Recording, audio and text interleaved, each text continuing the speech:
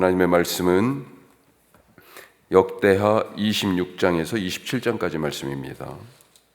자, 오늘 읽으신 것처럼 26장은 우시야, 27장은 요담의 유다 통치에 대한 말씀입니다. 오늘은 26장의 우시야에 대한 말씀을 가지고 조금 더 나눠보도록 하겠습니다.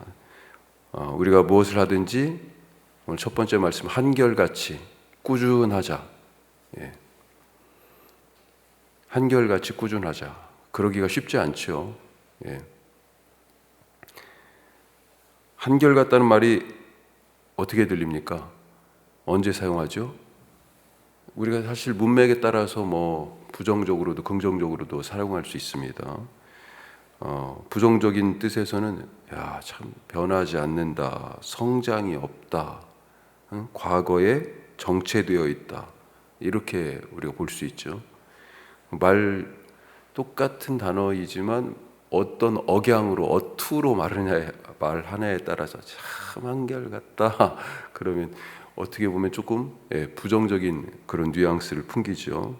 하지만 긍정적인 맥락에서 생각하면 한결같다라고 하는 말은 변질되지 않고 꾸준하다, 그렇게 이해할 수 있겠습니다. 지금 왕들의 모습을 보면 처음부터 끝까지 꾸준하고 한결같은 그런 왕이 잘 안 보입니다. 신앙생활에 있어서. 악한 왕들은 놔두고 칭찬받은 왕들도 있었으니까 그 중에 몇을 먼저 한번 생각해 보면요. 여호사밧 왕 어땠습니까? 칭찬받는 왕 중에 하나죠. 지금까지 대표적인 칭찬받는 왕인데 아합의 가문과 교류했습니다. 그렇게 신앙 좋고 칭찬받은 사람이 아합의 딸 아달랴를 며느리로 맞았습니다. 그리고 이 아달랴를 통해 가지고 바알 신앙이 들어왔고 그것이 유통되었어요. 유다 온 땅에. 나중에 이 아달랴가요, 손주들을 싹 죽이고 그 정권이 약간 약해진 틈을 타 가지고 자기 아들이 왕이었을 때 죽으니까 손주들을 다 죽이고 왕위를 찬탈했잖아요. 자, 이런 와중에 다 죽였는데 하나, 요아스만 지금 고모 여우세바를 통해 가지고 목숨을 건졌죠. 그리고 그의 남편 제사장 여호야다가 이 요아스를 잘 세웠습니다. 그래서 여호야다가 살아있을 때는 요아스가 선한 왕으로 나라를 잘 다스렸죠. 그렇지만 제사장 여호야다가 죽고 나서는 가나안 우상들을 섬겼고 그것을 보고 이 여호야다의 아들, 그러니까 촌수로 따지면 사촌이에요. 요아스의 사촌인 스가랴가 그거 잘못됐다라고 책망을 하니까 성전 뜰에서 죽였습니다. 참, 어떻게 사람이 이렇게 바뀔 수 있죠? 그 전에는 율법책을, 그 성전을 보수하는 일에 요아스가 막 앞장서고 그리고 그것을 일행하지 않았다고 자기의 신앙적인, 그 다음에 인생에 있어서 대부라고 할 수 있는 이 제사장 여호야다를 막 책망하기도 하고 그 정도였는데 여호야다가 죽고 나니까 사람이 바뀌었어요. 한결같지 않았다는 것입니다. 자, 오늘 말씀에 나오는 우시야의 아버지 아마샤, 25장의 아마샤에 대한 말씀이 나오는데 대체적으로 아마샤도 칭찬을 받았습니다. 이 역대기에서는. 자, 그런데 에돔과 전쟁을 하러 가죠. 하나님이 이기게 하셨습니다. 그런데 돌아올 때 어떻게 했어요? 그 에돔, 세일산에 살았잖아요. 이 세일산에 우상들을 가지고 왔습니다. 이게 무슨 짓이에요? 하나님이 깜짝 놀라셨잖아요. 너무 실망하셨죠. 자, 한결같은 왕들이 없었다는 거예요. 칭찬을 받긴 했지만 거의 대부분 처음에는 잘하다가 뒤로 가서 이게 뭐예요? 신앙이 변질되고 색이 바라고. 자, 오늘 말씀에 나오는 우시야 어떻습니까? 자, 5절 말씀에 우시야에 대한 이야기가 있죠. 같이 한번 읽어보죠. 하나님의 묵시를 밝히 아는 스가랴가 사는 날에 하나님을 찾았고 그가 여호와를 찾을 동안에는 하나님이 형통하게 하셨더라. 그래서 4절에서 그 앞에 그의 통치 초반에 대한 평가를 어떻게 합니까? 여호와 보시기에 정직하게 행했다. 칭찬하고 계세요. 더군다나 곁에는 스가랴라고 하는 하나님의 묵시를 밝게 하는 그런 영적 안내자가 있었어요. 그가 있는 동안에는 하나님을 찾았고 하나님을 찾으니 하나님이 형통하게 하셨다. 자, 이것은 단순하게 그냥 개인적인 복에 멈추지 않고요, 나라를 잘 다스릴 수 있는 국정 안정으로 이어집니다. 성실하게 나라를 다스려요. 6절부터 보면 어떻게 되어 있습니까? 옆에 외적들을 치기도 하고 또 성벽과 성읍을 건축하고 그렇게 군사적인 안전을 도모합니다. 11절 이후에는 어떤 군사력을 갖고 있는지 군대의 숫자도 얘기하고 조직도 얘기해 주죠. 자, 10절은 또 뭘 얘기하고 있습니까? 물 웅덩이를 파 수자원을 확보한 일을 얘기해요. 우물 파는 일 때문에 창세기에서 막 다투기도 하고 그랬잖아요. 예, 그때 당시에는 물을 잘 다스리는, 지금도 마찬가지지만 요 아주 중요한 일이죠. 더군다나 지금 우시야는 10절 끝에 보면 농사를 좋아했다 이렇게 돼 있어요. 여러 가지 농사와 관계된 일들을 진흥하고 잘 정비했습니다. 경제적 안정을 도모했다 하는 것입니다. 자, 군사적 안전, 경제적 안정 이런 것들. 그래서 유다가 부강한 나라, 잘 사는 나라, 안전한 나라 이렇게 소문이 나요. 자, 그런데 여기에서 문제가 생기지 않았습니까? 다른 왕들도 다 걸렸던 병, 그 고질병이 이 우시야에게서도 돋았어요. 뭡니까? 교만의 병, 교만의 병. 성공에 취한 우시야, 성전에 들어가 가지고 분향하려 했습니다. 성전에 물론 우선 들어가는 것조차가 안 돼요. 어디까지 갑니까? 성전 뜰까지는, 왕도 성전 뜰까지만 가죠. 성전 안에는 누가 들어가요? 제사장들과 레위인들이 들어가는 거죠. 거기에 들어가 가지고 제사장의 일, 분향을 하려고 했습니다. 향을 사르려고. 자, 이 일로 즉시 문둥병자가 됐습니다. 그리고 52년간이나 통치했다고 되어 있는데 몇 년인지 지금 여기는 정확하게 안 나왔지만 그 나머지 시간을 별궁에서 격리되었습니다. 이름은 왕이었지만 실제 통치는 누가 했어요? 그 아들이 했다고 되어 있습니다. 아들 요담이 20대에 왕이 되었으니까, 그러니까 뭐 그렇게 오랜 기간은 아니었던 것 같아요. 예. 길어야 5년에서 10년 정도. 예. 자, 신앙이 용두삼입니다. 우리가 용두삼이라고 그러죠. 시작은 아주 그냥 멋들어지게 했는데 끝은 흐지부지한 것을. 처음에는 잘했는데 갈수록 이 왕들이 악해집니다.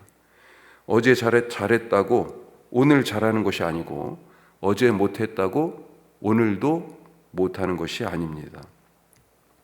어제의 일을 어떻게 바꿀 수 있습니까? 뒤집을 수 있어요? 어제의 일을 할 수 없죠. 어제는 이미 흘러갔습니다. 그래서 어제에 대해서는 어떻게 해야 돼요? 받아들이고 수용해야 합니다. 어제는 받아들이고 수용해야 하는 거예요. 그걸 뒤집을 수 없어요. 어제 아픈 일은 뭐예요? 받아들여야 돼요. 미안한데. 그걸 어떻게 해요? 어제 잘한 일은요? 그것도 어제 기뻐한 것으로 됐어요. 예. 지나간 어제를 뒤바꿀 수 없기 때문에 받아들이고 수용해야 하는데 어떻게 해야 합니까? 어제의 실수는 성찰하고 반성하고 그래서 개선하고, 어제의 성공은요? 겸손해야 합니다. 어제의 성공에 대해서는. 자, 반대로 어제의 성공에 교만하면 그 성공이 독이 되어 인생을, 오늘을 망치게 되는 거죠. 어제의 실수를 성찰하지 않으면 그 실수를 반복하거나 그 실수를 통하여서 받은 상처, 지게 된 짐에 눌려가지고 지금도 계속 아파. 안 아파도 되는데 지나갔어요. 어제. 그 짐 때문에 무겁다고, 인생이 힘들다, 어렵다, 그렇게 얘기합니다. 꾸준한 신앙생활을 합시다. 한결같이, 주님이 변함없이 한결같이, 우리가 죄인이었을 때도, 우리가 의인이었을 때도 한결같이 집 나간 아들을 향한 사랑을 변하지 않고 보여주신 그 아버지처럼 우리도 한결같이 하나님을 사랑하며 살아가는 하루 되시길 바랍니다. 자, 두 번째, 귀가 막히면 숨이 막힌다. 귀가 막히는데 인생이 막혀요. 숨이 막혀요. 우시아는 원래 하나님의 말씀을 찾고 구하는 겸손한 왕이었잖아요. 예. 자, 그런데 이미 5절 말씀에서 보았지만 묵시를 밝게 하는, 그래서 묵시를 밝게 하는 스가랴를 통해서 하나님의 말씀 찾았고, 그가 하나님을 찾을 동안에 하나님께서 우시아를 형통하게 하셨습니다. 자, 하지만 나라가 부강하고 안정되자 어땠다고요? 성전에 들어가서 분향하려고 했어요. 자, 이 소식을 듣고 지금 깜짝 놀란 사람이 있습니다. 아마 대제사장 같은데, 제사장 아사랴. 혼자 왕을 말릴 수 없는 줄 알고 성전 문지기, 경비대라고도 볼 수 있는 레위 사람 80명을 데리고 지금 왔어요. 제사장 80명을 데리고. 그러면서 왕을 말립니다. 그거 하지 말라고. 자, 18절 말씀 보죠. 우시아 왕 곁에 서서 그에게 이르되, 우시아여, 여호와께 분향하는 일은 왕이 할 바가 아니오. 야, 이거 대단하죠. 지금 뭐 왕 말 한마디면, 아니 이 21세기에도 왕 노릇하려고, 각 국의 최고 지도자들이 왕 노릇하려고 하는 사람들이 있잖아요. 얼마나 무시무시합니까, 사실은. 그런데 그때 당시에는 모든 게 왕 한 사람한테 집중돼 있었는데, 왕이 재판관도 되고 법도 만들고, 왕 말이 법이잖아요.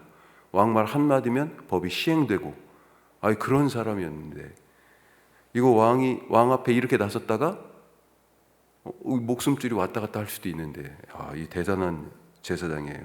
그러면서 뭐라고 얘기합니까? 18절 뒤에 보면, 나가소서, 왕이 범죄하였으니.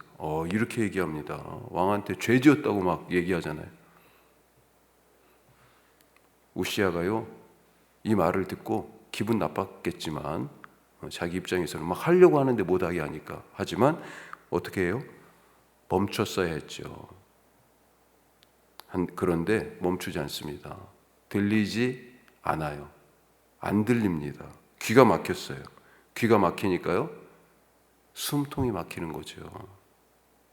전에는 귀를 열었었습니다. 스가랴를 통한 하나님의 묵시의 말씀을 듣고 하나님을 찾았어요. 그래서 형통했습니다. 하지만 지금은 귀를 막고 있으니 불통입니다. 불통. 숨이 막혀 답답하니 죽을 지경이에요. 자기가 그렇게 되는 줄을 지금 모르는 거죠. 귀가 막히면 인생이 막혀요. 형통하지 않아요. 자, 세 번째로, 계속해서 우리가 살펴봤지만 절제하라. 절제하라. 우시아 시대의 강성함과 평안, 이 유다의 명성 어디에서 왔습니까? 자, 15절을 보면 뒤쪽에, 자, 끝부분에 보면요, 그의 이름이 멀리 퍼짐은 기이한 도우심을 얻어 강성하여집니다. 기이한 도우심이라고 얘기하고 있어요. 그런데 그것을 모르니까 교만해집니다. 자기가 한 줄 알잖아요. 바로 이어서 16절에 그가 강성하여짐에 그의 마음이 교만하여, 그래서 성전에 들어가서 분향하려고 했습니다. 선을 넘어버렸어요. 그건 왕이 할 일이 아니고 누가 할 일이에요? 제사장이 할 일이고, 레위 사람들이 들어갈 수 있는 거고, 자기는 아무리 왕이어도 들어갈 수가 없는 거죠. 내가 누리는 것이 하나님의 기이한 도우심으로 주신 은혜임을 알지 못하면 교만합니다. 교만. 하나님이 안 보이죠. 그래서 절제가 안 됩니다. 교만한 사람이 절제를 하지 못하는 거예요. 그리고 절제가 안 되면 이렇게 망하는 것입니다. 오늘 내가 어디까지 할 수 있는지 하나님의 은혜를 아는 사람이 그 선을 아는 사람이에요. 절제하고 다 가능하죠. 아니 왕이 뭐 들어갈 수 있죠. 거기도 건물이니까 성전이 뭐. 하지만 하나님이 정하신 선이 있잖아요. 그걸 잘 알고 그 안에서 만족하며 오늘도 기쁨으로 살아가실 수 있기를 바라고 축복합니다. 기도하겠습니다. 한결같이 꾸준한 믿음 갖자. 과거는 받아들이고 수용해야 되는 거죠. 그렇지 않으면 과거에 매이게 됩니다. 그것이 과거를 떠나보내고 새로운 오늘을 살아가는 법이에요. 과거의 실패는, 과거의 잘못은 반성하고 성찰하고, 과거의 성공에 대해서는 교만하지 않고 겸손하여 오늘을 더 멋지게 살아가게 하여 주옵소서. 기도하시고, 귀가 막히면 인생도 막힙니다. 형통하지 않아요. 귀를 열어야 인생이 열립니다. 또 내가 다 할 수 있어. 교만하지 않고 겸손하여 절제하게 하여 주시옵소서. 우리 말씀 생각하면서 기도하시고요. 지금 라오스에 가서 가족이 아들 우리 정욱이하고 같이 함께 황만철 성도님 가셨는데, 개인적으로 시청에서 모집해가지고 가는 그런 봉사로 말씀드렸었는데 잘 봉사하고 오실 수 있도록 기도해 주시고, 우리 성도님들의 신앙과 건강, 가정, 직장, 그리고 사랑방의 식구들 한 분 한 분 이름 불러가면서 어제 저녁에도 더삼 2단계 훈련을 했습니다. 훈련자들 7분이세요. 위에서 기도해 하시길 바랍니다. 캐나다에 파견 간 우리 김진건 형제 기억해 주시고, 부산에서 새롭게 이제 또 직장 생활을 시작하는 신현규 형제 위해서도 기도해 주시기 바랍니다. 우리 다 같이 기도하겠습니다.